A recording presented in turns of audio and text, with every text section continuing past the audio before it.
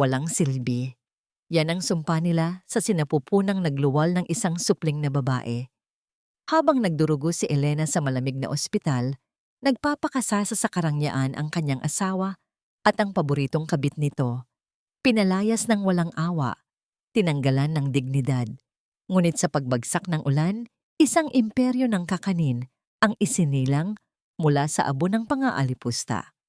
Sino ngayon ang luluhod sa paanan ng inang minsang itinuring na basura? Babalik ba siya upang maningil? Walang silbi. Yan ang sumpa nila sa sinapupunang nagluwal ng isang supling na babae. Habang nagdurugo si Elena sa malamig na ospital, nagpapakasasa sa karangyaan ng kanyang asawa at ang paboritong kabit nito. Pinalayas ng walang awa, tinanggalan ng dignidad. Ngunit sa pagbagsak ng ulan, isang imperyo ng kakanin ang isinilang mula sa abo ng pangaalipusta. Sino ngayon ang luluhod sa paanan ng inang minsang itinuring na basura? Ito ang simula ng kanyang muling pagsilang. Isang babae? Anong gagawin ko sa basurang yan? Wala ka talagang silbi, Elena. Kahit ang tanging tungkulin mo na magbigay ng tagapagmana sa pamilyang ito, hindi mo pa nagawa ng tama. Ang boses ni Doña Carmen ay tila isang matalim na balisong na humihiwa sa katahimikan ng malawak na sala. Sa tapat niya, nakatayo si Elena, maputla, nanginginig, at tila hihimatayin anumang oras. Katatapos lamang niyang lumabas ng ospital, 3 araw matapos ang isang mahabang oras ng paghihirap sa panganganak. Ang banya ng kanyang katawan ay hapong-hapo pa. Ang kanyang mga binti ay tila jelo na hindi kayang suportahan ang sariling timbang. Ngunit pinilit niyang tumayo ng tuwid habang kalong ang munting sanggol na balot ng isang lumang kumot. Sa mga sandaling iyon, hawak ni Elena ang isang maliit na plastik na naglalaman ng mga gamot na binili niya gamit ang huling sentimo sa kanyang pitaka. Buong pagbubuntis niya, tiniis niya ang pagkain ng mumurahing tinapay at pag-iimpok para lamang may maibigay na regalo kay Marco sa araw ng pagsilang ng kanilang anak. Akala niya, ang pag-uwi niya kasama ang kanilang supling ang magiging pinakamasayang tagpo sa kanilang pagsasama. Ngunit ang amoy ng mamahaling pabango ni Doña Carmen at ang malamig na titig nito ang sumalubong sa kanya. Sa halip na mainit na yakap, "Mama, please, pagod na pagod po ako. Ang bata, kailangan niya ng pahinga." Pakiusap ni Elena. Ang kanyang boses ay halos isang bulong na lamang, basag at puno ng pagsusumamo. Nararamdaman niya ang malapot na likido na dumadaloy sa kanyang hita, ang sugat ng kanyang panganganak, na tila bumubuka dahil sa bigat ng kanyang nararamdaman. "Huwag mo akong tawaging mama. Hindi kita kaano-ano. At ang batang iyan? Hindi ko kailangan ng isa pang palamunin na babae sa bahay na ito." Muling asik ng matanda. Sa isang iglap, kinuha ni Doña Carmen ang isang bag na naglalaman ng mga gamit ni Elena at marahas itong inihagis sa sahig. Ang tunog ng pagbagsak ng mga damit at ilang pirasong gamit ay umalingaw-ngaw sa buong bahay. Tila ba ito ang hudyat ng pagtatapos ng buhay na kinagisnan ni Elena? Lumingon si Elena sa itaas ng hagdan, umaasang makikita ang kanyang asawa. "Marco, Marco, tulungan mo kami." Lumitaw si Marco, ngunit hindi siya nag-iisa. Sa tabi niya ay isang babaeng nakasuot ng manipis at mamahaling seda, si Clara, na may mapang-uyam na ngiti sa mga labi. Hinawakan ni Clara ang braso ni Marco at lalong isiniksik ang kanyang sarili rito. Ang masakit, hindi man lang tiningnan ni Marco ang kanyang asawa at ang sariling anak. Tumingin siya sa malayo, tila ba si Elena ay isang dumi sa kanyang sapatos na kailangang mabilis na maalis. "Marco, please. Asawa mo ako." Pagmamakaawa ni Elena, ang kanyang mga luha ay nagsimulang pumatak, mainit at masakit sa kanyang pisngi. Ang bawat patak ay tila nagdadala ng lahat ng alaala ng kanilang pangako sa isa't isa. Mga pangakong ngayon ay tinatapak-tapakan na lamang. Umalis ka na, Elena. Malamig na sabi ni Marco. Sabi ni Mama, si Clara, siya ang magdadala ng tunay na tagapagmana ko. Isang lalaki. Yun ang kailangan ng pamilyang ito. Hindi isang mahirap na katulad mo na puro kamalasan lang ang dala. Parang tumigil ang mundo ni Elena. Ang mga salitang iyon ay mas masakit pa kaysa sa operasyong pinagdaanan niya sa ospital. Ang kanyang lalamunan ay nanikip. Ang hangin ay tila ipinagkait sa kanya. Napahigpit ang hawak niya sa kanyang anak, si Maya, na tila nararamdaman ang panginginig ng kanyang ina at nagsimulang umiyak ng malakas. Narinig mo ang anak ko? Layas! Sigaw ni Doña Carmen. Kumuha siya ng isang bungkos ng barya mula sa kanyang pitaka at isinabog ito sa paanan ni Elena. Ang mga barya ay tumalbog at gumulong sa malamig na marmol. Ang tunog ng metal sa sahig ay tila isang mapait na tawa ng tadhana. Kunin mo yan at humanap ka ng mapagtataguan mo. Iyan lang ang halaga mo at ng batang iyan sa amin. Dahan-dahang lumabas si Elena sa malaking pinto ng mansyon, bit-bit ang kanyang bag at ang umiiyak na sanggol. Sa labas, nagsimulang bumuhos ang malakas na ulan. Ang bawat patak ng tubig ay tila tumatagos sa kanyang buto, ngunit wala nang mas lalamig pa sa pusong iniwan niya sa loob ng bahay na yon. Ang dilim ng gabi ay tila lalamon sa kanya at sa gitna ng hagulgol ng hangin at ingay ng ulan, naitanong niya sa sarili, hanggang kailan ako mananatiling sugatan at talunan? Hanggang kailan nila kukunin ang lahat sa akin bago ako matutong lumaban? Tumayo si Elena sa gitna ng kalsada, basang-basa, yakap-yakap ang kanyang anak na tanging kayamanan na lamang niya. Sa likod niya, ang malaking gate ng mansyon ay sarado na, kandado na, tila ba hinding-hindi na muling bubukas para sa kanya. Ang tanging naririnig na lamang niya ay ang mabilis na tibok ng kanyang sariling puso. Isang pusong unti-unting nagiging kasing tigas ng bato, handang harapin ang anumang unos para sa batang nakasalalay sa kanyang bisig. Ang bawat patak ng ulan na tumatama sa butas-butas na bubong ng barong-barong ay tila mga martilyong pumupukpok sa bungo ni Elena. Nagising siya sa gitna ng kadiliman. Ang kanyang katawan ay nanginginig sa lagnat at ang ibaba ng kanyang tiyan ay tila hinahati ng 1,000 patalim. Sa tabi niya, sa ibabaw ng isang manipis at butas-butas na banig, ay mahimbing na natutulog si Maya. Ang munting anghel na ito, ang tanging dahilan kung bakit nananatiling dumadaloy ang dugo sa mga ugat ni Elena sa kabila ng katotohanang nais na niyang sumuko sa lamig at gutom. Gising ka na pala, Apo. Ang boses ni Tita Rosa ay puno ng pag-aalala habang inilalapag ang isang basong mainit na tubig sa tabi ni Elena. Ang amoy ng basang kahoy at amag sa loob ng maliit na dampa ay malayo sa bango ng lavender at mamahaling kandila sa mansyon ni na Marco. Dito, ang karangyaan ay ang pagkakaroon ng tuyong bubong sa gitna ng bagyo. Dahan-dahang bumangon si Elena. Bawat galaw ay isang pagsubok sa kanyang katatagan. Tumingin siya sa kanyang mga palad na puno ng gasgas mula sa pagkakasubsob niya sa semento kagabi nang itaboy siya ng sariling biyenan. Kinuha niya ang kanyang lumang bag at inilabas ang mga baryang isinabog ni Doña Carmen sa kanyang paanan. Isa-isa niyang binilang ang mga ito sa ilalim ng aandap-andap na liwanag ng gasera. 50 piso. 50 pisong halaga ng dignidad na itinapon sa kanya matapos ang ilang taong pagsisilbi bilang asawa. Iyan lang ba ang ibinigay nila sa iyo, Elena? Matapos mong ibigay ang buhay mo sa lalaking yon? Tanong ni Tita Rosa na may halong pait sa boses. Hindi makasagot si Elena. Ang kanyang lalamunan ay nananatiling tuyo at ang bawat lunok ay tila may kasamang bubog.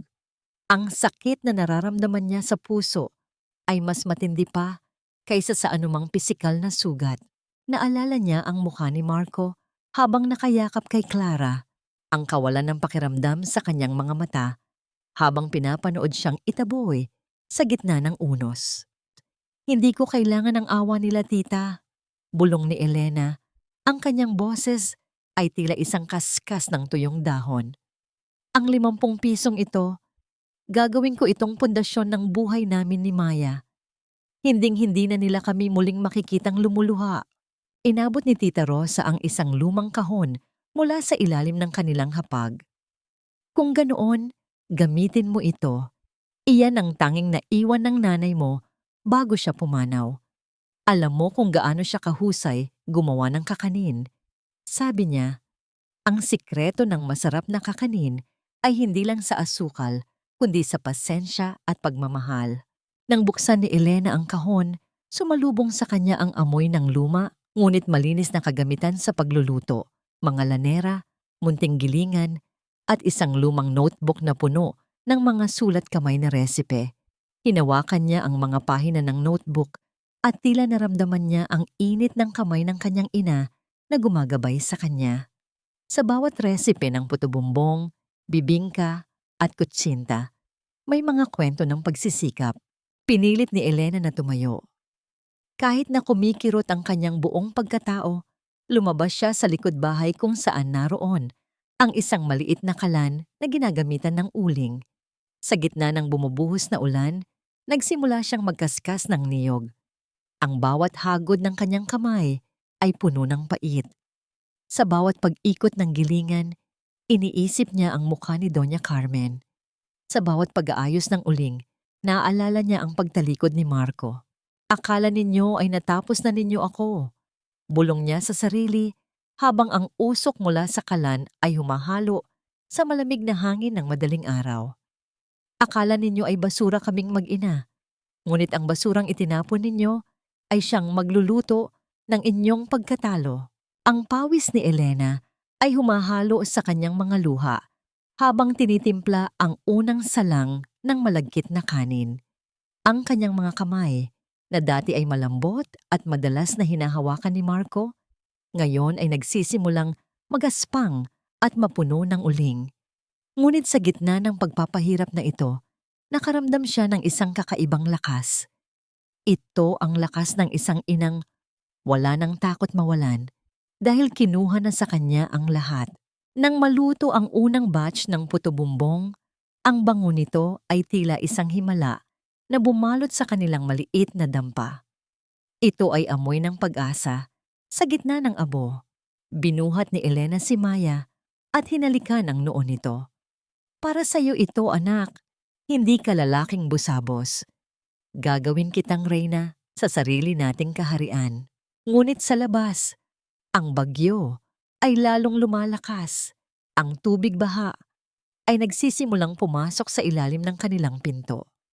Ang munting apoy, nakakarampot na lamang, ay pinagbabantaan ng hanging nanggagaling sa bawat siwang ng dingding. Habang yakap ni Elena ang kanyang anak, narinig niya ang malakas na kalabog sa labas. Isang tunog ng mga mabibigat na hakbang na papalapit sa kanilang dampa. Sino ang susugod sa kanila sa ganitong oras? Ang mga tauhan ba ni Doña Carmen upang bawiin pati ang huling hininga ng dignidad nila? O ang mga naniningil ng utang na iniwan ng kanyang yumaong asawa sa kanyang pangalan? Napahigpit ang hawak ni Elena sa isang matalim na sandok, ang tanging sandata niya laban sa mundo. Ang pinto ay biglang nayanig. Tila ba may malaking puwersang nais itong gibain. Sa gitna ng takot, tanging ang init ng kanyang bagong luto, nakakanin, ang nagpapaalala sa kanya na kailangan niyang mabuhay. Magbayad ka o kukunin namin ang huling piraso ng gamit dito. Huwag mong gamitin ang yak ng batang yan para kaawaan ka dahil sa mundong ito, walang puwang ang luha para sa mga taong baon sa utang. Ang boses na yon, magaspang at puno ng pagbabanta, ay tumama sa pandinig ni Elena na tila isang hagupit ng latigo.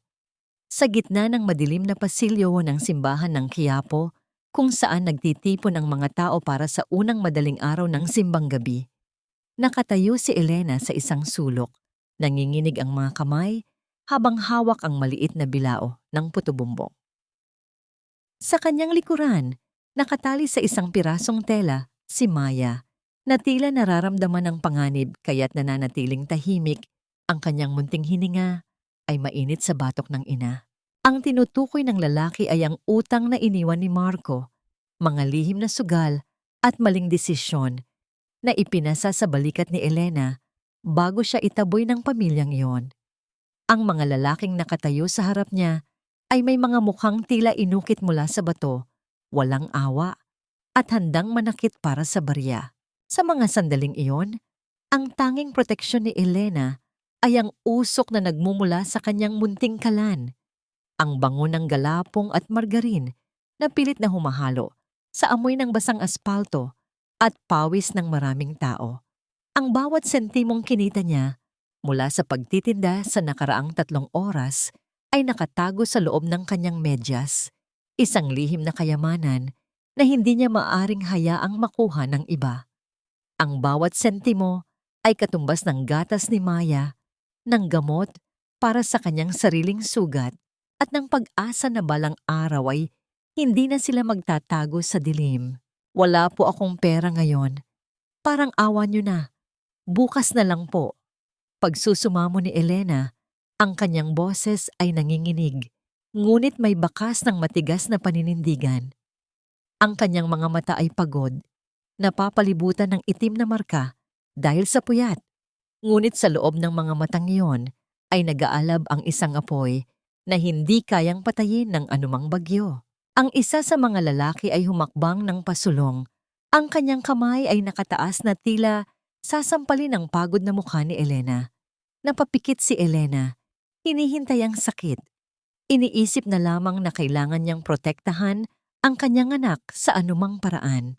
Ngunit ang inaasahang hapdi ay hindi dumating.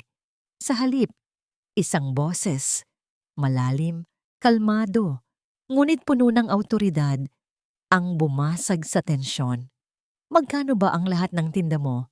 Kukunin ko na ang lahat, basta't iwanan niyo ang babaeng ito.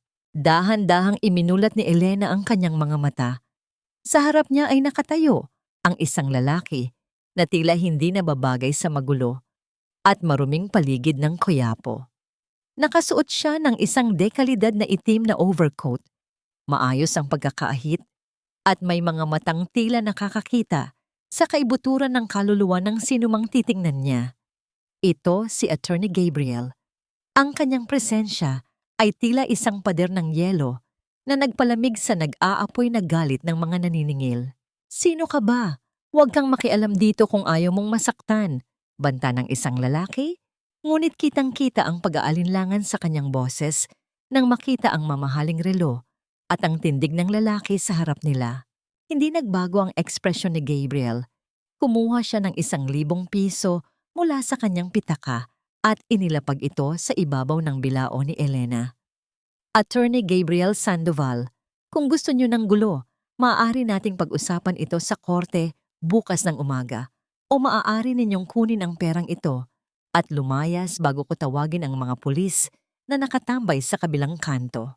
Ang pangalang Sandoval at ang titulong attorney ay tila isang sumpa na nagpalayas sa mga lalaki. Sa huling matalim na tingin kay Elena, mabilis silang naglakad palayo at nawala sa gitna ng makapal na pulutong ng mga deboto. Naiwan si Elena na hinihingal. Ang kanyang puso ay tumitibok ng mabilis na tila lalabas sa kanyang dibdib. Ang kanyang tuhod ay nanghihina at kung hindi lamang sa bigat ni Maya na nakasandal sa kanya, marahil ay gumuho na siya sa semento. Tumingin siya kay Gabriel. Ang kanyang mga mata ay puno ng pagtataka at takot. Bakit siya tutulungan ng isang taong tila galing sa ibang mundo? Salamat po. Pero hindi ko po kayo mababayaran para sa ginawa niyo. Bulong ni Elena. Pilit na iniabot ang perang naiwan sa ibabaw ng kanyang tinda. Tumingin si Gabriel sa babae sa nibabaybay. Nakita niya ang panginginig ng mga kamay nito, ang bakas ng tuyong luha sa pisngi, at ang munting sanggol na natutulog sa likuran nito. May kung anong pait sa puso ni Gabriel na biglang kumirot. Naalala niya ang kanyang yumaong asawa, ang pangakong protektahan ito na hindi niya natupad. Ang babaeng ito na nakatayo sa gitna ng dumi at hirap ay may parehong determinasyon na nakita niya noon. Ibalot mo na lang ang mga yan. Gutom ako. Maikling sagot ni Gabriel. Ang kanyang boses ay tila lumambot ng kaunti. Nanginginig ang mga kamay ni Elena habang inilalagay ang mainit na puto bumbong sa mga dahon ng saging. Ang amoy ng margarine at asukal ay sumama sa lamig ng hangin. Habang tinatanggap ni Gabriel ang pagkain, nagtama ang kanilang mga daliri. Isang sandaling tila tumigil ang ingay ng paligid. Ang init ng kamay ni Elena ay tila isang kuryenteng gumising sa namamanhid na puso ni Gabriel. Bakit mo ito ginagawa? Tanong ni Gabriel habang nakatingin sa sanggol. Mapanganib ang lugar na ito para sa isang ina at anak.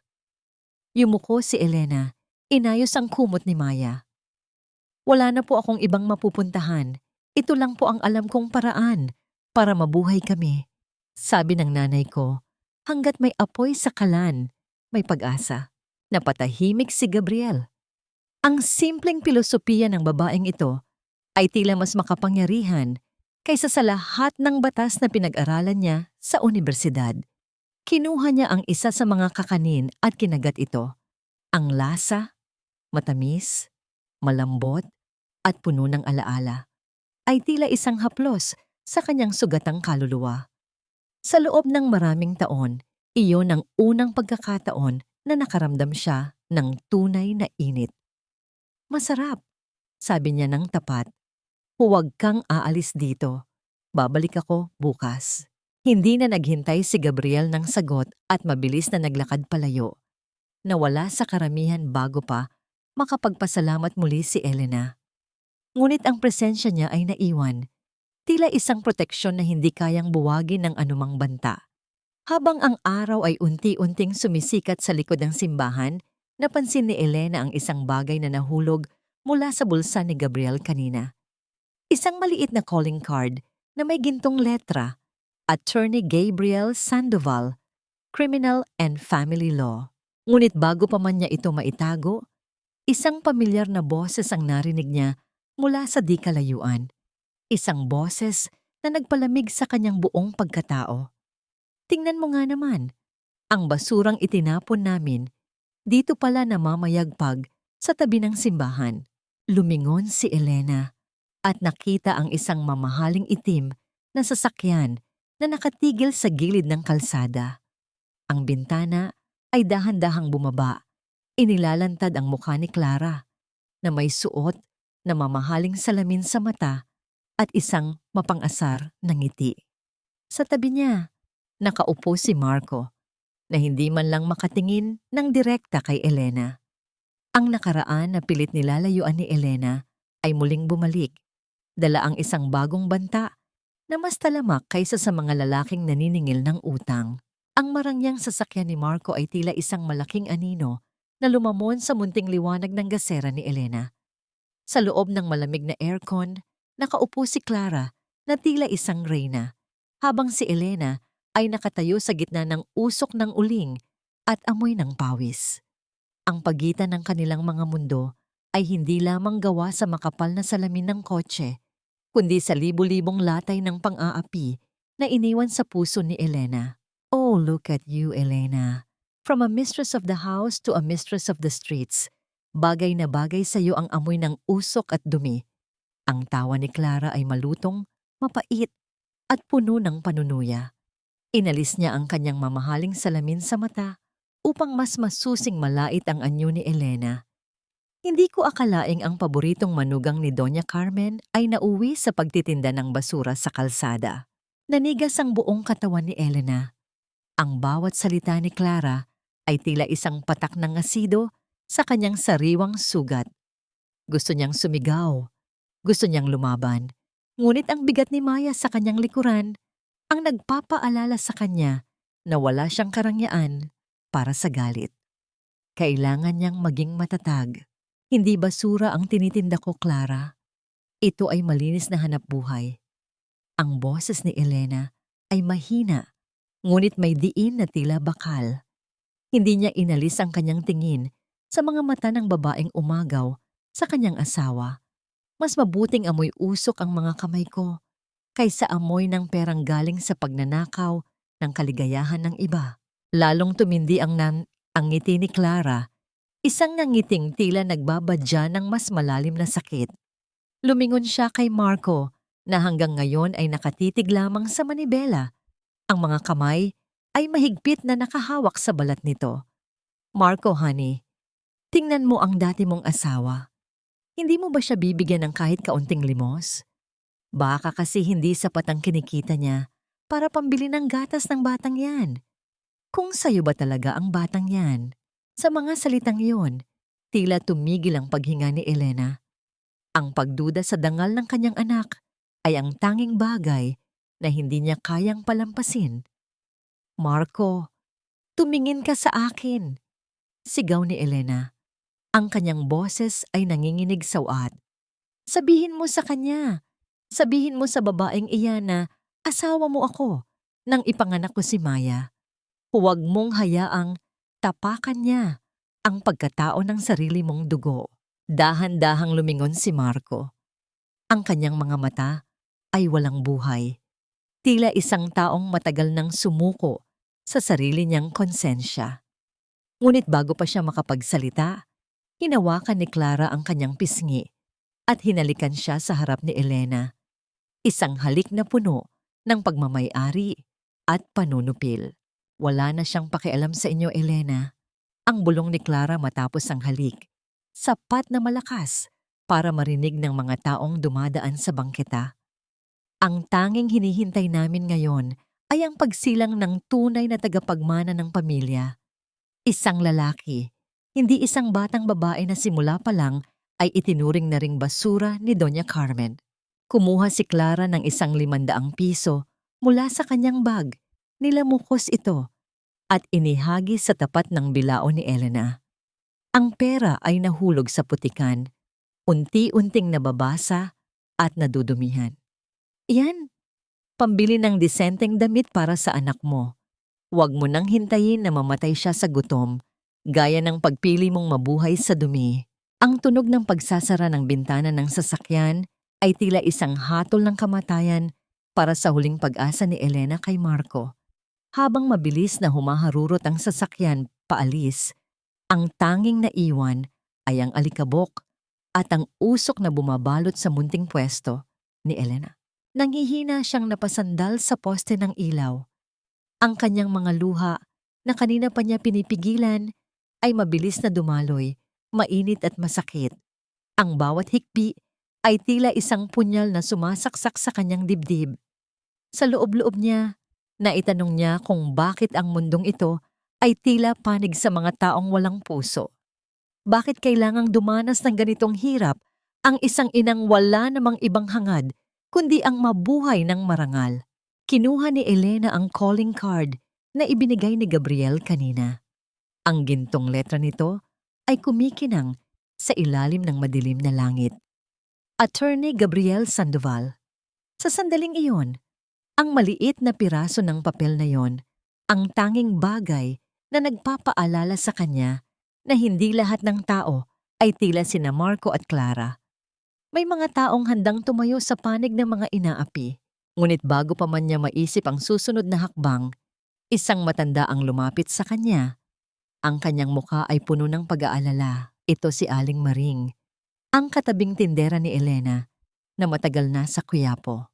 Elena, anak, kailangan mong mag-ingat, bulong ng matanda habang tinutulungan siyang pulutin ang mga nadumihang gamit. Nakita ko ang babaeng yon sa kotse. Nakita ko siyang may kausap na mga lalaki sa kabilang kanto kanina bago sila lumapit sa'yo. Mukhang hindi lang pangungutya ang ipinunta nila rito. Naramdaman ni Elena ang isang malamig na kilabot na gumapang sa kanyang likuran. Ano pong ibig ninyong sabihin, Aling Maring? Sabi nila, kailangan daw mawala ang anumang ebidensya ng pagkakamali ni Marco sa Quiapo bago dumating ang bagong taon. Elena, ang tinutukoy nila ay kayo ng anak mo. Hindi pa man natatapos ang sinasabi ng matanda. Isang pangkat ng mga lalaking nakasuot ng itim na jacket ang nagsimulang lumapit sa kanilang pwesto. Hindi sila ang mga naniningil ng utang kanina. Ang mga ito ay mas tahimik, mas mapanganib, at may mga matang walang kislap ng awa. Sa kanilang mga kamay ay hawak ang mga bote na may lamang gasolina at basahan. Mga Molotov cocktail na handang silaban ang anumang madaanan. Niyakap ni Elena nang mahigpit si Maya. Ang amoy ng gasolina ay nagsimulang mangibabaw sa bango ng kanyang puto bumbong. Sa gitna ng dilim at panganib, nalaman ni Elena na hindi na sapat ang magtiis lamang. Kung nais niyang mabuhay ang kanyang anak, kailangan niyang matutong sumigaw, lumaban, at tumakbo patungo sa kaisa-isang taong nag-alok sa kanya ng proteksyon. Ang unang bote ay inihagis at ang apoy ay mabilis na kumalat sa tuyong dahon ng saging na balot sa kanyang mga tinda. Ang tanging naririnig na lamang ni Elena ay ang malakas na tibok ng kanyang puso at ang papalapit na mga yabag ng kamatayan. Ang bawat liyab ng apoy ay tila isang dila ng demonyo na humahalik sa kanyang mga pangarap. Sa isang iglap, ang bango ng galapong at tamis ng asukal ay napalitan ng nakasusulasok na amoy ng nasusunog na plastik at gasolina. Ang munting kariton na binuo ni Elena mula sa kanyang mga huling sentimo ay nilalamon na ng kulay kahel na impyerno. Ang anak ko! Ang anak ko! Ang tanging sigaw ni Elena habang pilit niyang isinisilid ang kanyang katawan sa pagitan ng nagbabagang kahoy at ng kanyang kaisa-isang kayamanan.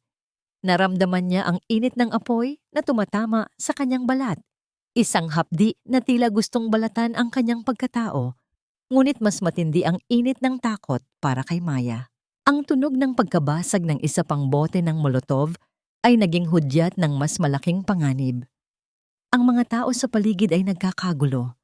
Kanya-kanyang takbo upang iligtas ang sariling balat, habang ang mga lalaking may takip sa mukha ay nananatiling nakatayo sa dilim, pinapanood ang bawat paghikbi ni Elena. Ang bawat hakbang ng kanyang pagtakas ay tila pagtapak sa mga pako. Ang kanyang katawan na hindi pa lubos na gumagaling mula sa panganganak ay sumisigaw ng pagsuko. Ang hapdi sa kanyang sinapupunan ay tila isang nagbabagang bakal na hinihila siya pababa sa semento. "Takbo, Elena! Huwag kang lilingon!" Ang sigaw ni Aling Maring mula sa malayo. Ngunit ang boses ng matanda ay unti-unting nalunod sa ingay ng sirena at sa ugong ng apoy. Bit-bit ang kanyang bag at ang mahimbing na natutulog na si Maya na tila protektado ng mga anghel kaya hindi nagigising sa gitna ng kaguluhan. Tumakbo si Elena patungo sa madidilim na eskinita ng Quiapo. Ang ulan ay muling bumuhos, ngunit sa pagkakataong ito, hindi nito kayang patayin ang apoy sa kanyang likuran, ni ang apoy ng wat sa kanyang dibdib. Bawat kanto ay tila isang bitag. Nararamdaman niya ang mga yabag ng sapatos na humahabol sa kanya, ang tunog ng mabibigat na hakbang sa basang kalsada, na tila ba hininga ng kamatayan nan sa kanyang batok na. Ang calling card ni Attorney Gabriel Sandoval ay basang-basa na sa loob ng kanyang palad. Ang mga letra ay unti-unting kumukupas gaya ng kanyang lakas. "Diyos ko, huwag po muna ngayon. Huwag ang anak ko." Ang paulit-ulit na dasal ni Elena. Ang kanyang boses ay tila isang kaskas ng tuyong lalamunan.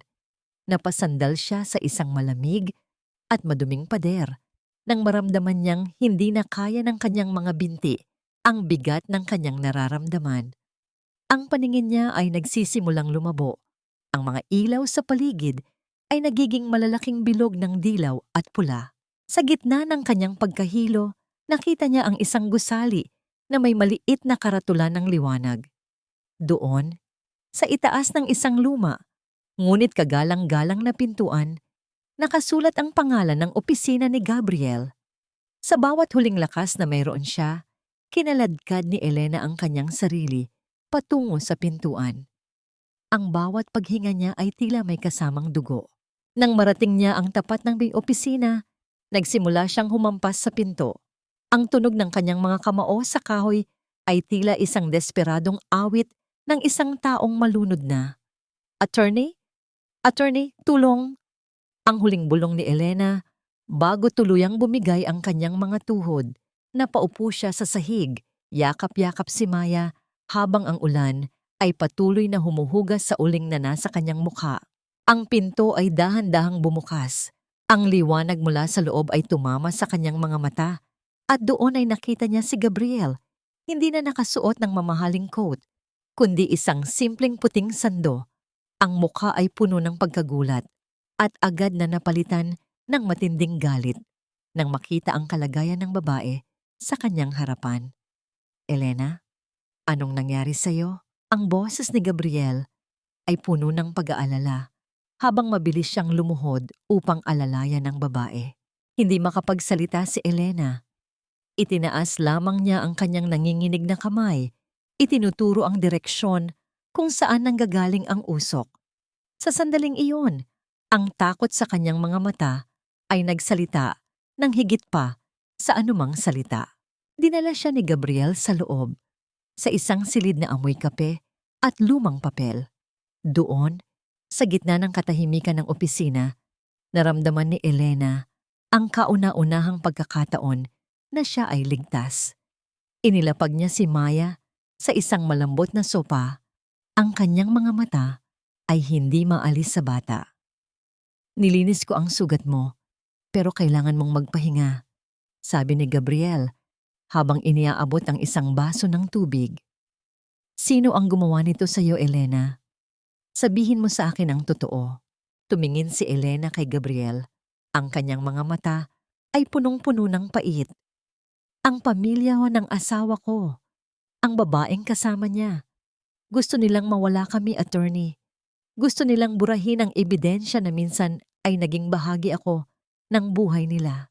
Huminga ng malalim si Gabriel.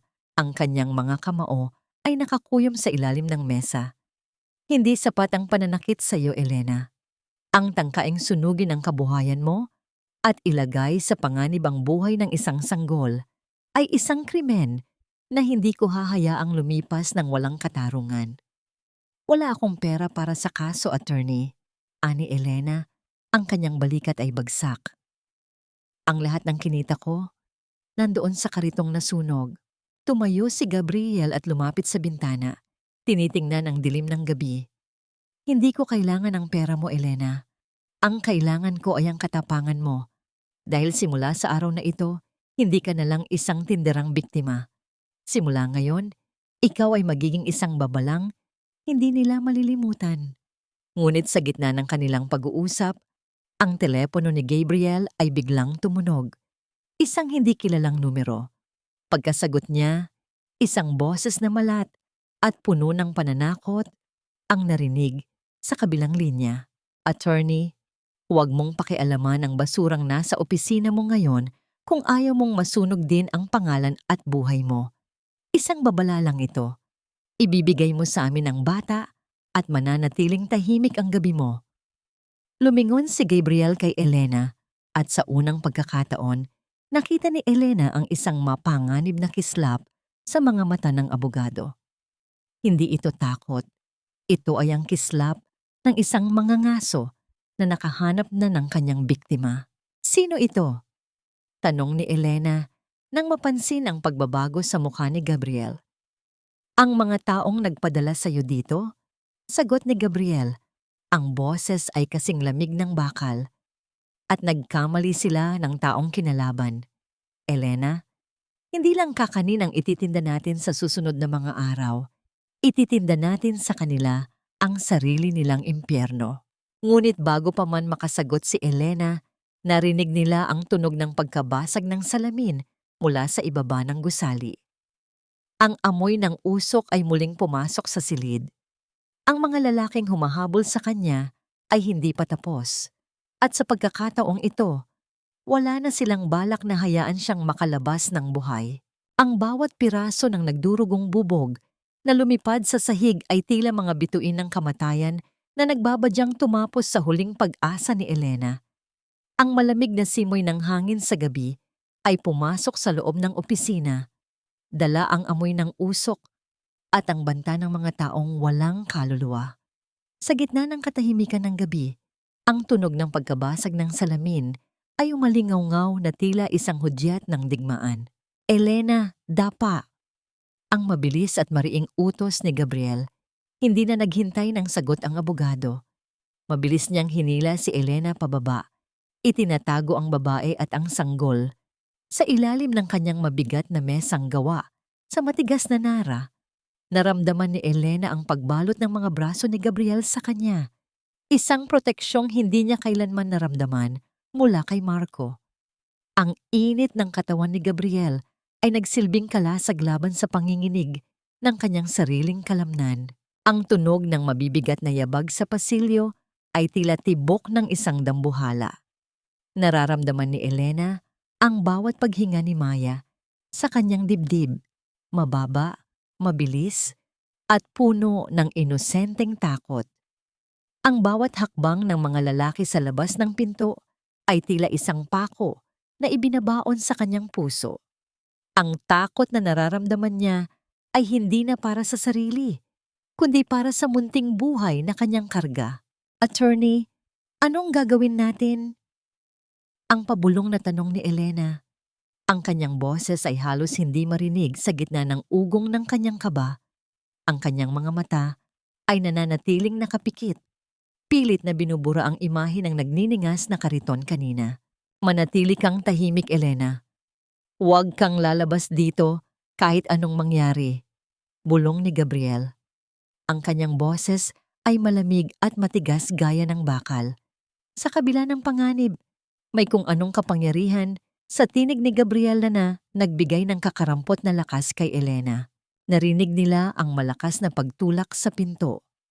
Ang tunog ng kahoy na pilit na binubuwag ay umalingaw-ngaw sa buong silid. Isang bote na may apoy ang muling inihagis sa loob, at ang pagsabog nito sa kabilang panig ng silid ay nagdulot ng isang maliit na pader ng apoy.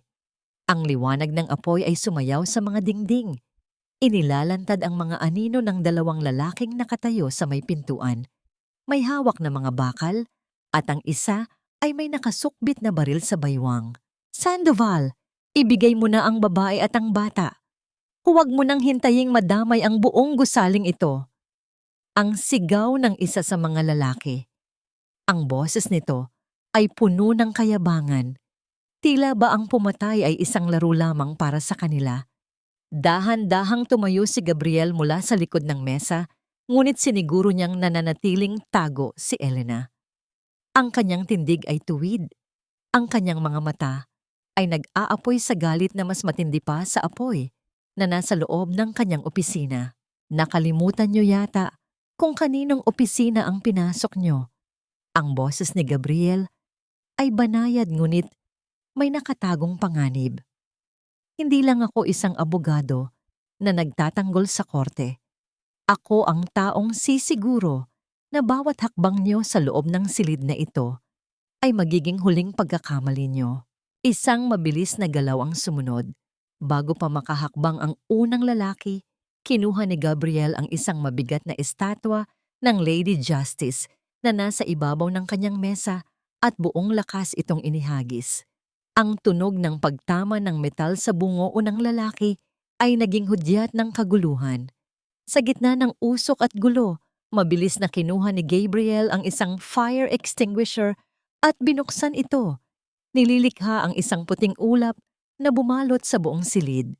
Elena, ngayon na. Takbo sa likod na pinto. Sigaw ni Gabriel. Sa gitna ng kalituhan, mabilis na gumapang si Elena palabas ng mesa. Ang bawat galaw niya ay puno ng sakit. Ang kanyang tahi mula sa panganganak ay tila muling bumubuka. Ngunit ang adrenaline ay nagbigay sa kanya ng lakas na hindi niya inakalang meron siya. Narating niya ang maliit na pinto sa likod ng opisina na patungo sa fire escape. Bago siya lumabas, lumingon siya at nakita si Gabriel na nakikipagbuno sa ikalawang lalaki. Ang mga kamao ni Gabriel ay mabilis at tumpak. Bawat tama ay may kasamang galit para sa kawalang katarungang sinasapit ni Elena. Attorney! Sigaw ni Elena. Takbo na, Elena! Susunod ako! Ang utos ni Gabriel habang iniilagan ang isang suntok. Mabilis na bumaba si Elena sa madilim at kalawanging hagdan ng fire escape. Ang bawat hakbang ay nagdudulot ng isang mahinang tunog ng bakal, tila ba nagbibigay ng hudyat sa sinumang nakikinig sa dilim. Nang marating niya ang eskinita sa ibaba, ang ulan ay patuloy na humahampas sa kanyang mukha. Yakap-yakap niya si Maya. Pilit na ibinibigay ang huling init ng kanyang katawan sa bata. Matapos ang ilang minuto, na tila isang kawalang hanggan, bumukas ang pinto sa itaas at mabilis na bumaba si Gabriel. May kaunting dugo sa kanyang labi at gulo-gulo ang kanyang buhok, ngunit ang kanyang mga mata ay nananatiling nakatuon sa kaligtasan ni Elena. Mabilis silang tumakbo patungo sa isang lumang sasakyan na nakaparada sa dilim. Pagkapasok nila, agad na pinaandar ni Gabriel ang makina. Ang tunog ng gulong na humaharurot sa basang kalsada ay ang tanging musikang nagbibigay ng pag-asa kay Elena. Habang papalayo sila sa gusali, nakita ni Elena sa side mirror ang kanyang opisina na unti-unting nilalamon ng apoy. Ang lahat ng ebidensya ng kanyang paghihirap, ang kanyang mga huling gamit, ay naglalaho na. "I'm sorry, attorney, dahil sa akin nawala ang opisina mo." Bulong ni Elena, ang kanyang mga luha ay muling dumaloy. Hinawakan ni Gabriel ang kamay ni Elena, isang mahigpit at mainit na hawak na tila nagsasabing hindi siya mag-iisa. "Ang mga gamit ay napapalitan, Elena, pero ang buhay niyo ni Maya ay hindi. Huwag mong isipin ang nawala. Isipin mo ang sisimulan natin." Ngunit habang nagmamaneho si Gabriel patungo sa isang ligtas na lugar, napansin ni Elena ang isang itim na van na sumusunod sa kanila. Hindi lang basta sumusunod, unti-unti itong bumibilis, tila ba may balak na banggain sila sa gitna ng madulas na kalsada. "Hindi pa sila tapos," bulong ni Gabriel, ang kanyang panga ay nagngangalit. Sa mga sandaling iyon, napagtanto ni Elena na ang laban na ito ay hindi lang tungkol sa kakanin o sa pera. Ito ay isang digmaan ng dugo at kapangyarihan. At sa gitna ng ulan at dilim, nalaman niya na ang kaisa-isang paraan para matapos ang lahat ay ang hindi na muling tumakbo. "Attorney," ani Elena, ang kanyang boses ay wala ng bakas ng takot, kundi isang malamig na determinasyon. "Sa susunod na huminto tayo, huwag mo na akong itago. Turuan mo akong lumaban." Lumingon si Gabriel sa kanya. At sa gitna ng aandap-andap na ilaw ng dashboard, nakita niya ang pagbabago sa mukha ng babaeng dati ay biktima lamang. Ang mula ay tapos na. Ang pagbangon ay nagsisimula na. Ang bawat pag-ikot ng manibela ni Gabriel ay tila isang desperadong sayaw sa pagitan ng buhay at kamatayan. Ang tunog ng mga gulong na kumakalos at humihila sa basang aspalto ay umalingaw-ngaw sa loob ng sasakyan, kasabay ng mabilis na pagtibok ng puso ni Elena. Sa side mirror, ang itim na van ay tila isang aninong hindi mapuksa, patuloy na sumusuntok sa dilim ng gabi sa pamamagitan ng kanilang nakasisilaw na headlight. "Elena, humawak ka ng mahigpit. Yakapin mo si Maya," ang mariing utos ni Gabriel. Ang kanyang mga mata ay matalas na nakatuon sa kalsada. Ang kanyang mga panga ay nakakuyom sa tindi ng konsentrasyon. Isang malakas na pagyanig ang naramdaman ni Elena nang banggain ng van ang likuran ng kanilang sasakyan. Ang tunog ng pagtama ng bakal sa bakal ay tila isang kulog na yumanig sa kanyang buong pagkatao. Napasigaw siya ng bahagya, ngunit agad niyang tinakpan ang kanyang bibig upang hindi magising si Maya. Ang bawat selula sa kanyang katawan ay nanginginig. Hindi dahil sa takot para sa sarili, kundi dahil sa galit na may mga taong kayang pumatay ng isang inosenteng sanggol para lamang sa pera at dangal. "Attorney, hindi tayo makakatakas kung diretso lang ang takbo natin," sigaw ni Elena sa gitna ng ugong ng makina. Hindi sumagot si Gabriel, ngunit isang matapang na desisyon ang mababanaag sa kanyang mukha. Sa isang biglaang galaw, hinigpitan niya ang kapit sa manibela at biglang kumanan sa isang makitid at madilim na eskinita na tila ba walang labasan.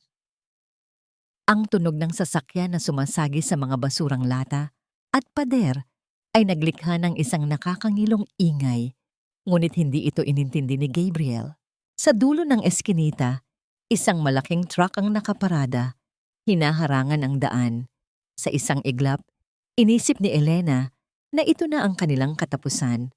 Ngunit bago pa man sila tuluyang maipit, mabilis na inapakan ni Gabriel ang preno at pinaikot ang sasakyan sa isang direksyong hindi inaasahan ng mga humahabol. Ang itim na van, dahil sa bilis nito, ay hindi na nakaiwas at bumangga ng malakas sa truck. Ang tunog ng pagsabog ng mga salamin at pagkayupi ng bakal ay naging hudyat ng kanilang pansamantalang kaligtasan. Hingal na hingal si Gabriel habang tinitingnan ang van sa kanyang likuran na ngayon ay umuusok na. Hindi siya huminto. Mabilis niyang itinahak ang daan patungo sa isang tagong subdivision sa labas ng lungsod, isang lugar na pag-aari ng kanyang pamilya na matagal na niyang hindi binibisita. Nang marating nila ang isang lumang bahay na napapalibutan ng matatayog na puno ng mangga, doon lamang nakahinga ng malalim si Elena. Ang katahimikan ng paligid ay tila isang gamot sa kanyang naguguluhang isipan. Dahan-dahan niyang inilabas si Maya mula sa sasakyan, sinisigurong hindi ito magigising. "Ligtas na tayo rito, Elena," bulong ni Gabriel habang pinapatay ang makina. Ang kanyang mga kamay, na kanina ay tila bakal sa katigasan, ngayon ay nanginginig na rin dahil sa tindi ng adrenaline. Pumasok sila sa loob ng bahay. Ang amoy ng alikabok at lumang kahoy ay sumalubong sa kanila, ngunit para kay Elena, ito ang amoy ng kalayaan. Inilapag niya si Maya sa isang malinis na kama sa loob ng isang silid. Paglabas niya, nakita niya si Gabriel na nakaupo sa sofa, hawak ang kanyang ulo. May bakas ng dugo sa kanyang puting polo mula sa pakikipaglaban kanina. Kumuha si Elena ng malinis na tela at mainit na tubig. Lumapit siya kay Gabriel at dahan-dahang pinunasan ang sugat sa labi nito. Ang bawat haplos ng tela ay puno ng pag-iingat at pasasalamat. Sa mga sandaling iyon, ang distansya sa pagitan nila ay naglaho. Ang bango ng sabon ni Gabriel at ang amoy ng uling na nananatili pa rin sa balat ni Elena ay naghalo. Tila isang simbolo ng pagtatagpo ng dalawang magkaibang mundo sa gitna ng trahedya. "Attorney, bakit mo ito ginagawa?" tanong ni Elena. Ang kanyang boses ay puno ng emosyon. "Nawala ang opisina mo. Nalagay sa panganib ang buhay mo. Lahat dahil sa isang tinderang katulad ko." Hinawakan ni Gabriel ang kamay ni Elena. Pinigilan ang pagpunas nito. Tumingin siya ng diretso sa mga mata ng babae. "Hindi ka lang isang tindera, Elena. Nakita ko kung paano mo ipinaglaban ang anak mo sa gitna ng apoy. Nakita ko ang determinasyon mo na mabuhay ng marangal sa kabila ng lahat ng pang-aapi. Sa mundong puno ng mga taong tulad ni Marco at Doña Carmen, ang mga katulad mo ang kailangang manalo. I'm doing this because I believe in you, and because I can't bear to see you broken again."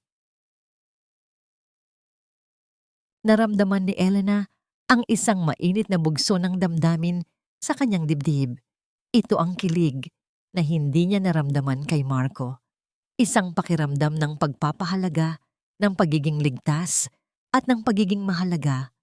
Hindi ito base sa mga mamahaling regalo, kundi sa sakripisyo at katapatan. "Tuturuan kita, Elena." Pagpapatuloy ni Gabriel, ang kanyang boses ay muling naging matatag. Hindi lang kung paano magtanggol sa batas, kundi kung paano itayo ang negosyong pinangarap mo.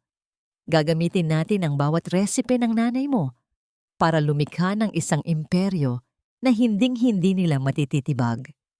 Gagawa tayo ng pangalan na kagalang-galang na kahit ang pamilya ni Marco ay mapipilitang yumuko.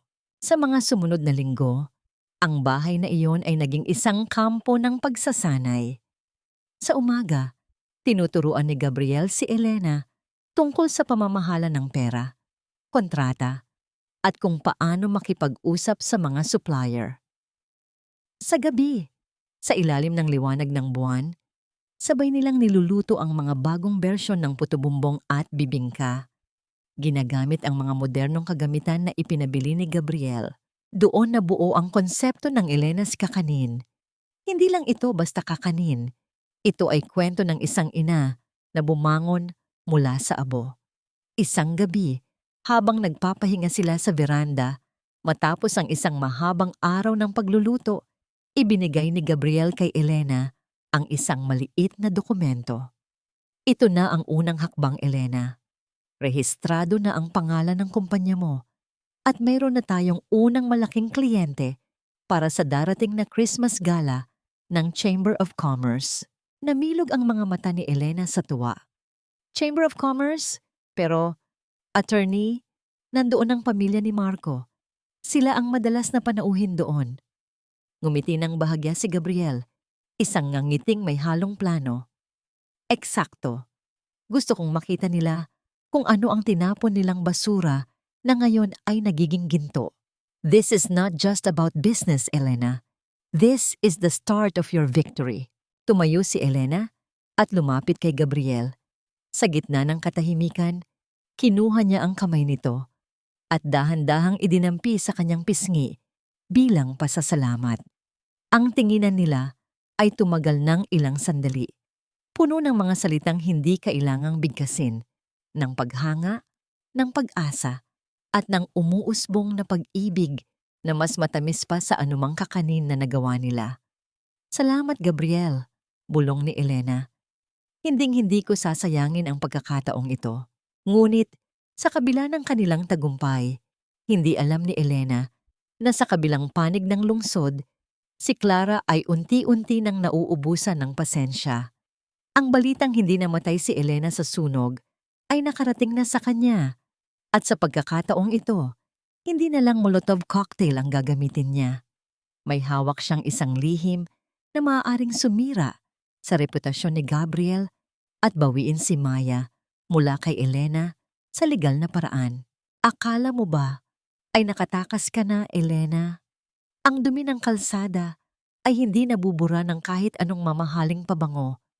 Darating ang araw na mismong ang batas na kinakapitan mo ang babawi sa lahat ng meron ka, pati na ang anak mong itinuturing mong kayamanan. Ang boses ni Clara ay tila isang malat na bulong ng ahas habang tinitingnan niya ang mga larawang nakakalat sa ibabaw ng kanyang vanity mirror. Ang mga larawan ay kuha mula sa tapat ng opisina ni Gabriel, mga tagpo ng pag-alis ni na Elena sa gitna ng apoy. Sa kanyang tabi, ang isang puting sobre na may selyo ng korte ay naglalaman ng isang petisyon para sa child custody. Ito ang kanyang huling baraha. Ang palabasin na si Elena ay isang irresponsableng ina na inilalagay ang anak sa panganib sa piling ng isang lalaking hindi naman kadugo. Marco, pirmahan mo na ito. Utos ni Clara sa asawa na nakaupo sa gilid ng kama. Hawak ang kanyang tagiliran na tila may nanunuot na kirot. Clara, hindi ba sapat na ang pinalayas natin sila? Hayaan mo na silang mabuhay ng tahimik. Bulong ni Marco, ang kanyang boses ay puno ng pagod at isang uri ng panghihina na hindi niya maipaliwanag. Ang kanyang balat ay tila nagiging maputla at madilaw sa ilalim ng ilaw ng silid. Tumahimik ka. Ginagawa ko ito para sa dangal ng pamilya mo. Ayaw ni Mama na may basura na daladala ang apelyido ninyo habang nagtitinda sa kalsada. Pirmahan mo o ako mismo ang magsasabi kay Mama na ikaw ang dahilan kung bakit bumabagsak ang stocks ng kumpanya, banta ni Clara. Sa huli, dahil sa takot at kahinaan, marahas na kinuha ni Marco ang panulat at itinala ang kanyang pirma, ang huling pako sa krus na papasanin ni Elena. Samantala, sa kabilang bahagi ng lungsod, ang gabi ng Chamber of Commerce Christmas Gala ay nag-umpisa na. Ang grand ballroom ng isang marangyang hotel ay puno ng nakasisilaw na liwanag mula sa mga kristal na chandelier. Ang tunog ng mga yabag ng mga mamahaling sapatos sa makinis na marmol ay humahalo sa banayad na musika ng violin. Narito ang mga dugong bughaw ng lipunan, kabilang ang pamilya ni Marco at ang matapobreng si Doña Carmen na nakasuot ng terno na gawa sa pinakamahal na tela. Ngunit ang usap-usapan sa bawat lamesa ay hindi ang mga alahas ni Doña Carmen, kundi ang kakaibang catering sa gabing iyon. Sa gitna ng mga putahing banyaga, may isang mahabang lamesa na pinalamutian ng mga sariwang dahon ng saging at bulaklak ng gumamela. Doon nakahain ang mga kakanin na tila mga sining, makukulay, mababango, at naglalabas ng usok ng sariwang gata at asukal. Sino ang gumawa nito? Napakasarap at napakaganda ng presentasyon. Wika ng isang maimpluwensyang negosyante habang ninanamnam ang isang piraso ng puto bumbong na may gadgad na keso at niyog. Sa likod ng mga kurtina, huminga ng malalim si Elena. Nakasuot siya ng isang simpleng itim na gown na lalong nagpalitaw sa kanyang natural na ganda at sa kanyang bagong nahanap na kumpiyansa. Ang kanyang mga kamay, na may maliliit na peklat mula sa uling at apoy, ay maayos na nakapatong sa kanyang kandungan. Nararamdaman niya ang malamig na pawis sa kanyang noo, ngunit ang hawak ni Gabriel sa kanyang balikat ay nagbigay sa kanya ng lakas. Handa ka na, Elena. Oras na para makilala nila ang babaeng sinubukan nilang sunugin. Bulong ni Gabriel. Ang kanyang tinig ay tila isang matatag na pundasyon sa gitna ng baha ng kaba ni Elena. Dahan-dahang lumabas si Elena sa ballroom kasunod ni Gabriel. Ang lahat ng mata ay lumingon sa kanila. Ang tunog ng mga bulong at pagtataka ay kumalat na tila apoy sa tuyong damo.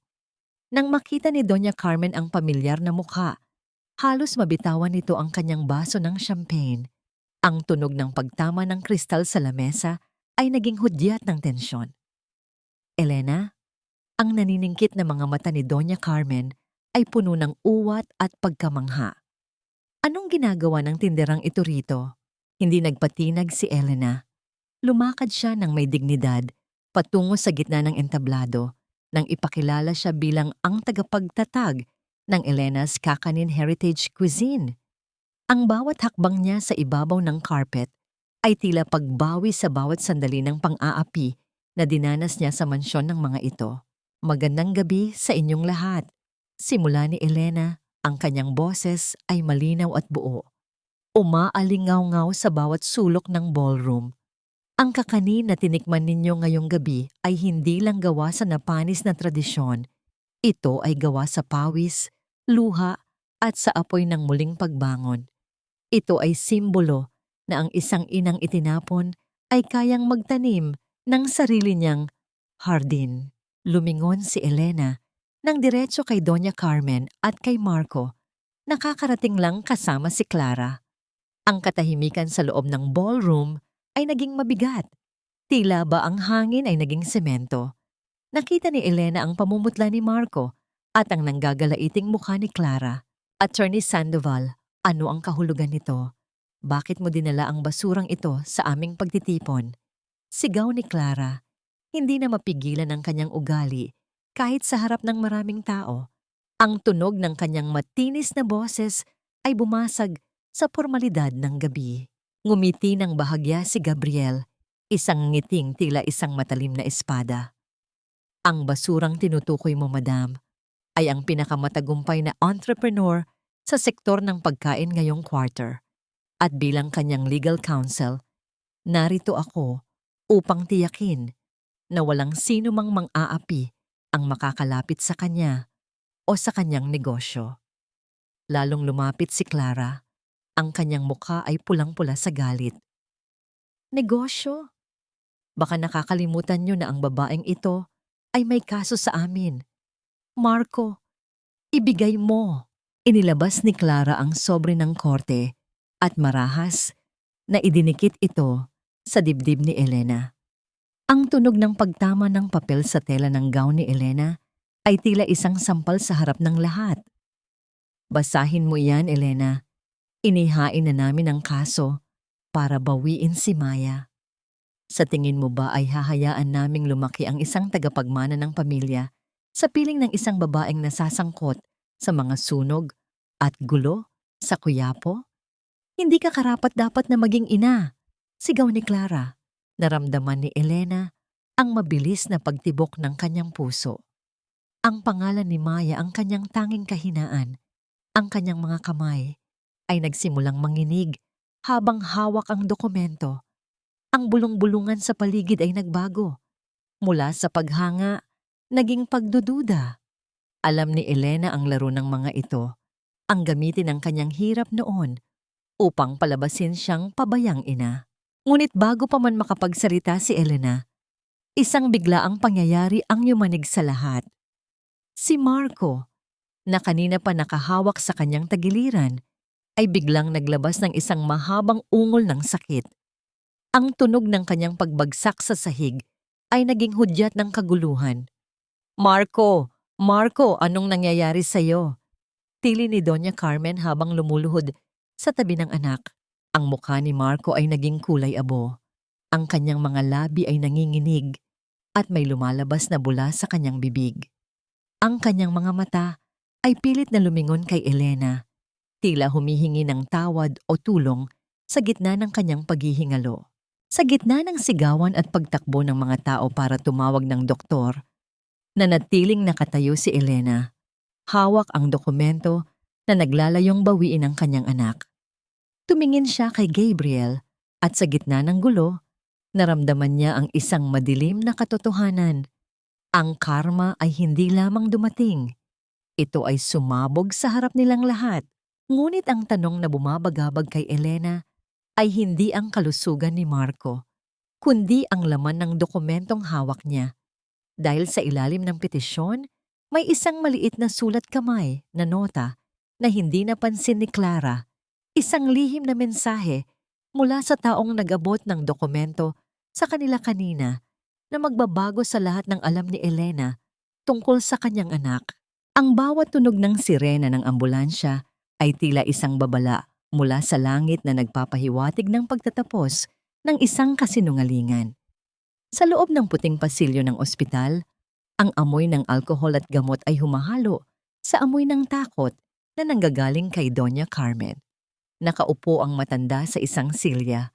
Ang kanyang mga kamay, na dati ay puno ng mamahaling alahas, ngayon ay nanginginig at malamig. Sa kanyang tapat, nakatayo si Elena, kasama si Gabriel, na tila mga anino ng katotohanang hindi na niya matakasan. Kailangan ng aking anak ang donor. Hindi mahalaga ang pera. Ibigay niyo ang pinakamagaling na doktor, ang pinakamahal na gamot. Iligtas niyo lang si Marco.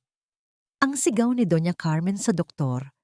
Ang kanyang boses ay puno ng desperasyon at ang dating autoridad ay napalitan ng isang uri ng pagmamakaawa na nakalulunos pakinggan. Ang doktor ay dahan-dahang umiling, ang kanyang mukha ay seryoso habang tinitingnan ang chart ni Marco. Ang kidney failure ni Ginoong Marco ay nasa stage 5 na. Bukod pa rito, may pambihirang kondisyon ang kanyang dugo na nagpapahirap sa paghahanap ng kaparehong tissue. Ang tanging paraan para sa mabilis na transplant ay ang isang malapit na kamag-anak, isang direktang kadugo. Lumingon si Doña Carmen kay Clara na kanina pa balisang-balisa sa isang sulok, pabalik-balik ang lakad at hindi mapakali sa kanyang kinatatayuan. Clara, ang anak mo. Dalhin mo rito ang bata. Siya ang tagapagmana. Siya ang dugo ni Marco. Siya ang magliligtas sa kanyang ama. Napatigil si Clara.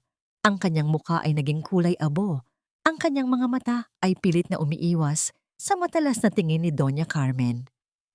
Mama, baka hindi po pwede. Masyado pa pong bata ang anak ko. Baka mapahamak siya. Anong mapapahamak? Isang maliit na operasyon lang yon para iligtas ang ama niya. Huwag kang madamot, Clara. Iyan ang dahilan kung bakit kita pinapasok sa bahay namin. Ang asik ng matanda, ang kanyang boses ay umalingaw-ngaw sa tahimik na hallway. Sa mga sandaling iyon, humakbang ng pasulong si Gabriel. Inilabas niya ang isang asul na folder mula sa kanyang bag. Ang folder na naglalaman ng mga dokumentong nakuha niya mula sa isang pribadong investigador linggo na ang nakalilipas. Ang tunog ng pagbukas ng folder ay tila isang hatol na nagpatahimik sa lahat. Doña Carmen, mukhang nagkakamali kayo ng inaasahan. Ang boses ni Gabriel ay malamig, puno ng katiyakan. Bago ninyo isalang ang batang yon, sa anumang pagsusuri, baka gusto ninyong basahin ang resultang ito. Ito ay ang DNA test na isinagawa namin sa bata ni Clara, gamit ang mga sample na nakuha namin mula sa bahay ninyo. Kinuha ni Doña Carmen ang papel nang may nanginginig na mga kamay. Ang bawat salitang nakasulat sa dokumento ay tila mga titik ng apoy na sumunog sa kanyang huling pag-asa. 0% probability of paternity. Ang bata na itinuring niyang dugong bughaw, ang batang naging dahilan ng pagtataboy niya kay Elena ay hindi anak ni Marco. Hindi ito maaari. Clara, anong kahulugan nito? Ang sigaw ni Doña Carmen ay tila isang ungol ng isang sugatang hayop. Hindi na nakasagot si Clara. Sa halip na humingi ng tawad, mabilis siyang tumalikod at naglakad palayo. Pilit na tinatakasan ang kahihiyang idinulot ng kanyang sariling panlilinlang. Ngunit bago pa siya makalayo, hinarang siya ng 2 gwardiya ng ospital sa utos ni Gabriel. Huwag kang aalis, Clara. May pananagutan ka pa sa pagnanakaw ng pera sa kumpanya ni Marco, ani Gabriel. Napaupo si Doña Carmen sa sahig. Ang kanyang mga luha ay mabilis na dumaloy, humahalo sa kanyang make-up at nagbibigay sa kanya ng hitsura ng isang talunang kontrabida. Lumingon siya kay Elena na kanina pa nanonood ng tahimik. Sa mga mata ni Elena, wala nang galit, tanging isang malalim na pagkahabag para sa isang matandang naging biktima ng sarili niyang kasakiman at maling paniniwala. Elena, patawarin mo ako. Ang bulong ni Doña Carmen, ang kanyang boses ay basag na basag. Ang aking apo, ang aking tunay na apo, si Maya. Tumingin si Elena ng diretso sa matanda. Ang sakit ng nakaraan ay tila nagbalik sa kanyang alaala. Ang gabi ng ulan, ang pagtatapon sa kanya sa putikan, ang pagtawag sa kanyang anak na basura. Ngunit ang boses ng kanyang ina ay umalingaw-ngaw sa kanyang isipan. Ang tunay na lakas ay nasa pagpapatawad, hindi sa paghihiganti. Tinawag niyo siyang basura, Doña Carmen. Sabi niyo, wala siyang silbi dahil babae siya. Ang boses ni Elena ay mahinahon, ngunit may bigat na tila isang bundok. Ngayon, ang basurang itinapon ninyo ang tanging natitirang dugo na maaaring magligtas sa anak niyo. Lumabas ang doktor mula sa ICU. Ang kanyang mukha ay mas lalong naging seryoso. Kailangan na natin ng desisyon. Humihina na ang tibok ng puso ni Ginoong Marco. Kung meron pang ibang anak ang pasyente, kailangan nating masuri ang bata ngayon din. Ang bawat minuto ay mahalaga. Napatingin ang lahat kay Elena. Si Gabriel ay humawak sa kanyang siko, isang tahimik na paalala na ang desisyon ay nasa kanyang mga kamay. Ito ang ngari high sin, ang dugo ng kanyang anak, ang inosenteng si Maya, ang gagamitin para iligtas ang lalaking nagtaksil sa kanila at ang lalaking hinayaan silang mamatay sa gutom. Elena, please, iligtas mo ang tatay niya. Siya lang ang anak ko. Pagmamakaawa ni Doña Carmen na ngayon ay nakaluhod na sa paanan ni Elena, hinahawakan ng laylayan ng kanyang gown. Ang tunog ng paghagulgol ng matanda ay umalingaw-ngaw sa buong pasilyo. Huminga ng malalim si Elena. Tiningnan niya si Gabriel na ang mga mata ay nagsasabing susuportahan siya nito anuman ang piliin niya. Pagkatapos, lumingon siya sa pinto ng ICU kung saan nakahiga ang lalaking minsan niyang minahal at naging sanhi ng kanyang pinakamatinding pait. Hindi ko ito gagawin para sa inyo, Doña Carmen, at lalong hindi ko ito gagawin para kay Marco. Ani Elena, ang kanyang boses ay matatag at puno ng dignidad.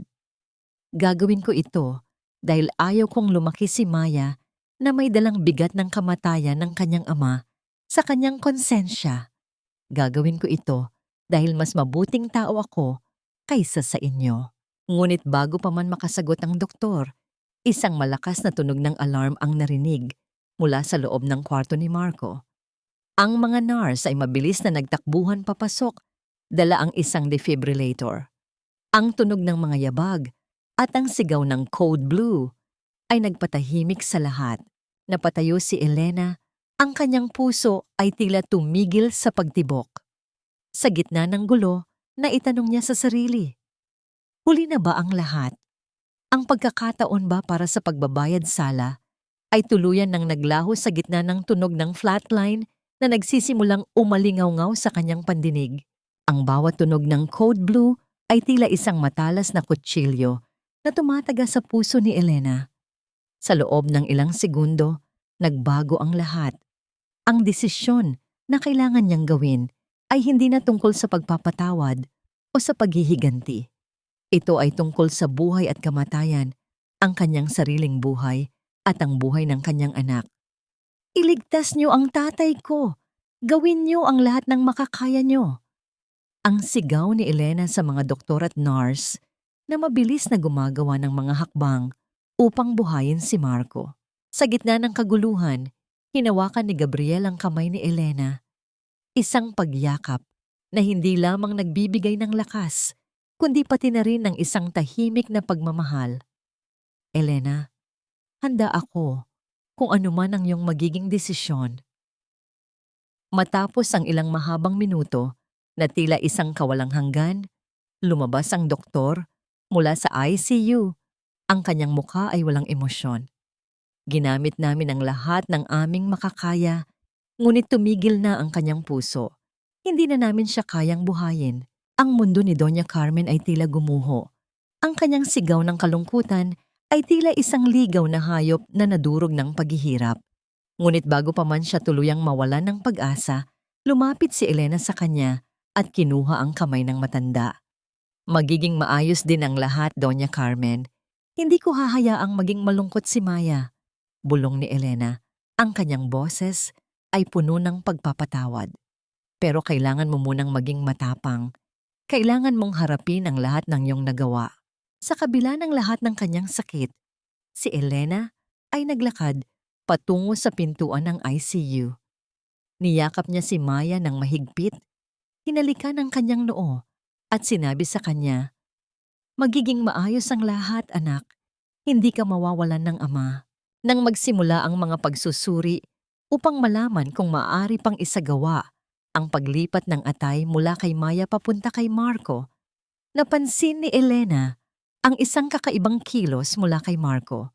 Nakita niya ang isang pahina sa kanyang notepad na nakasulat ng isang nakasulat na mensahe ng "Patawarin mo ako." Ang kanyang pag-iisip ay gumuho. Nalaman niya na maaaring hindi na siya galit. Marahil ay nag-usap na sila at napag-usapan ng lahat. Ngunit ngayon ay nakahiga siya. Patay na. Nakatingin si Elena sa pabalik sa Gabriel. "Attorney," bulong ni Elena, "hindi mo alam, pero nakita ko ang isang pahina na nakasulat niya. Hindi pa man ako nakahanda. Ngunit kailangan kong tanggapin na kahit gaano karumi ang ating mga nakaraan, lahat ng tao ay nararapat na may dalawang kamay na makapagpatawad." Pagkatapos, pinuntahan ni Elena ang puntod ni Marco. Napakainit ng araw. Nakaramdam ng awa si Elena para kay Marco. Hindi niya na maibabalik ang kanyang buhay. Hindi na siya makakausap ni Marco. Wala na siyang magagawa. "Marco, sana'y naging mas mahusay akong asawa sa'yo. Ngunit hindi nangyari. Pinili mo ang iyong sarili at pamilya mo. Ngayon, wala ka na. Ngayon, matututo akong mamuhay nang wala ka." Ilang araw pagkatapos ng libing, bumalik sa opisina si Gabriel. Nakita ni Elena ang kanyang abogado na nakaupo sa kanyang upuan. "Elena," sinimulan ni Gabriel, "nais kong sabihin sa'yo na maging masaya ka. Wala na ang lahat ng mga pagsubok. Nais kong makilala mo ang aking kapatid na babae na magiging ina sa susunod mong sanggol. Ipinadala ako upang maging isang lalaki na magtatanggol sa'yo at sa iyong pamilya." Hinawakan ni Gabriel ang kamay ni Elena. Simula ngayon, wala nang takot sa dilim. Sabi niya, ikaw na ang gumawa ng iyong sariling liwanag, Elena. Hindi na kita bibitawan. Matagal na tumahimik si Elena. Tama ka, Gabriel, sabi niya. At hindi ko na rin kayo bibitawan. Nakangiti silang dalawa. Sa katapusan, sa loob ng mahabang panahon, alam nilang dalawa na naroroon pa rin ang pag-asa. Sa likod ng lahat ng unos, lagi namang may bagong umaga na naghihintay. At iyon ang nagpasiya sa kanyang puso na muli siyang magiging masaya.